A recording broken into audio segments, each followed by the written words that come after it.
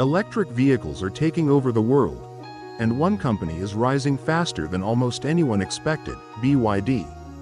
But here's the real question. Is BYD truly a technological powerhouse, or is its success heavily backed by something else? Today, we're breaking it down. No hype, just facts. Let's start simple. BYD is a Chinese company that builds electric cars, batteries, and even buses. Over the past few years, it has grown at an incredible pace, not just in China, but globally. At one point, it even surpassed Tesla in total EV sales. That's a big deal, considering Tesla has long been seen as the leader in electric vehicles. Now the obvious question: how did BYD scale so quickly? A big part of the answer lies in government support. BYD has benefited from subsidies, tax incentives, low-interest loans, infrastructure backing. But here's the important part: this isn't unique to China. For example, the United States has also supported its auto industry. During the 2008 financial crisis, companies like General Motors were rescued with billions of dollars in government aid. So support itself isn't unusual. This is where things get controversial. Critics argue that China's support is on a completely different level, and that creates a few problems. Chinese EVs can be sold at lower prices. Competitors struggle to keep up. The global market becomes uneven. In simple terms, if one company gets significantly more support than others, it naturally gains an advantage. But there's another perspective. The transition to electric vehicles is a global priority, and governments stepping in can accelerate that shift. So is it unfair or necessary? That depends on how you look at it. Here's something many people overlook. BYD isn't just successful because of subsidies. It actually has real technical advantages. For example, advanced battery technology, like the blade battery, vertical integration, meaning it produces many of its own components, strong cost control. These factors make BYD highly competitive on its own. So dismissing it as just government-backed doesn't tell the full story. One of the biggest reasons behind BYD's rise is something most people don't fully understand: batteries. BYD started as a battery company, and that changes everything.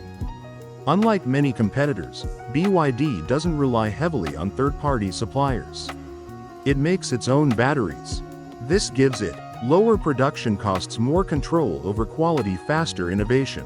One of its key innovations is the blade battery, which is designed to be safer, longer lasting, more efficient.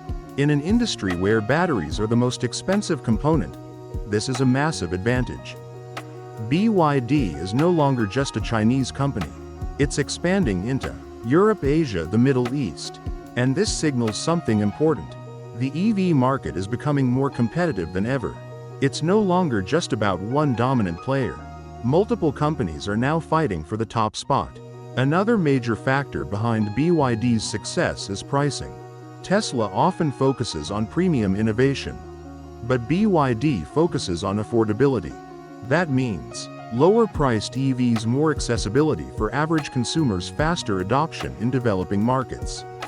This strategy allows BYD to capture a much larger audience globally. Because at the end of the day, most people don't want the most advanced car, they want the best value for money. To understand BYD's growth, you also have to understand the environment it operates in. China has built one of the strongest EV ecosystems in the world.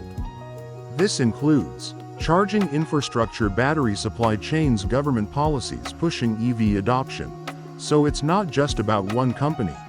It's about an entire system working together. And BYD is one of the biggest beneficiaries of that system. But it's not all smooth growth. BYD also faces serious challenges. For example, increasing competition from global brands, trade restrictions in some countries, political tensions affecting expansion. In markets like Europe and the US, regulations can slow down growth. And some governments are already questioning Chinese EV dominance. So the road ahead isn't guaranteed.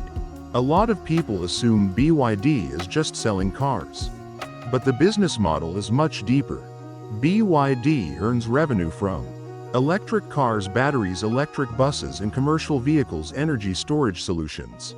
This diversification reduces risk, so even if one segment slows down, the company keeps growing. That's something many EV companies still struggle with. Earlier we mentioned vertical integration, but let's break it down. Most car companies depend on dozens of suppliers. But BYD does things differently. It produces batteries, chips, to some extent, key components. In simple terms, instead of depending on others, it controls its own supply chain. This means fewer delays, lower costs, better control during global crises. For example, during chip shortages, many companies slowed down, but BYD managed better than most. Here's something most people don't realize. The EV market is not purely about technology. It's about scale. Tesla changed the game with innovation. But now the competition has shifted. Today, the real battle is who can produce more, who can reduce costs faster, who can dominate global supply chains. And in this phase, BYD has a serious advantage. There's a growing concern in global markets. Countries like United States and Europe are worried about one thing: dependence. If Chinese EV companies dominate too much, other countries could lose control over their auto industries.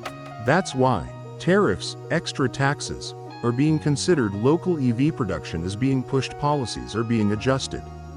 This isn't just business anymore. It's becoming geopolitical. This is what everyone wants to know. Can BYD fully replace Tesla? The honest answer: not completely, at least not yet. Because both companies play different games. Tesla, innovation, software, brand power. BYD, cost efficiency, mass production, market reach. So instead of replacement, we might see coexistence. Two different strategies, two different strengths. Here's a risk most people ignore: overdependence on government support. If subsidies or incentives are reduced, it could impact growth speed. This doesn't mean BYD will fail, but it could slow momentum. So the real test for BYD is, can it dominate, even without heavy support? Here's another angle many people overlook. BYD isn't just competing with EV startups. It's competing with legacy giants like Toyota, Volkswagen. These companies have decades of experience. But there's a problem. Their systems are built around petrol and diesel. Transitioning to EVs is slower, their cost structures are heavier. BYD, on the other hand, focused directly on electric vehicles, which allowed it to adapt much faster. Strategy matters, but execution matters more. BYD has one major advantage: speed. Fast product launches, rapid factory expansion, quick entry into new markets. While other companies are still planning, BYD is already executing. And in today's market, speed equals power. At a global level, one thing defines success: supply chains. Electric vehicles depend heavily on raw materials like lithium, nickel, cobalt. China invested early in securing these resources, and BYD operates within that system. This results in more stable supply, lower costs, less dependency on external suppliers. While others struggle with shortages, BYD remains relatively stable. At the end of the day, BYD's story is not just about cars.